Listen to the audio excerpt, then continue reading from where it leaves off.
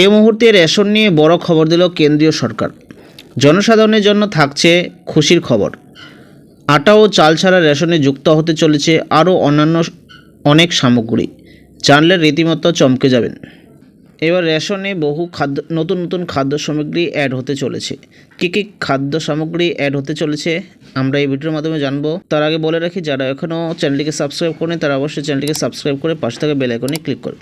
আর যারা চ্যানেলটিকে সাবস্ক্রাইব করছে তাদের অসংখ্য ধন্যবাদ। বহু নতুন খাদ্য সামগ্রী যুক্ত হতে চলেছে রেশন ব্যবস্থায়। এক্ষেত্রে চালের পরিবর্তে দেওয়া হবে মোট 9 খাদ্য সামগ্রী। আগে বিনামূল্যে মিলত চাল, কিন্তু নতুন নিয়ম আসার পর থেকে আর বিনামূল্যে চাল পাওয়া যাবে না, বরং বিনামূল্যে চালের পরিবর্তে পাওয়া যাবে অন্যান্য কিছু প্রয়োজনীয় সামগ্রী।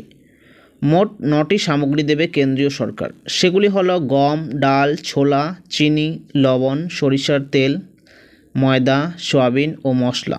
জনগণের স্বাস্থ্যের উন্নতি এবং খাদ্যের পুষ্টির কথা বিবেচনা করেই এই সিদ্ধান্ত নিয়েছে রাজ্য সরকার। এর ফলে যারা আর্থিক দিক থেকে অনেকটা পিছিয়ে রয়েছে তারা অনেক উপকার পাবে। তাই যাদের রেশন কার্ড নেই তারা অবশ্যই নতুন কার্ডের জন্য আবেদন করুন।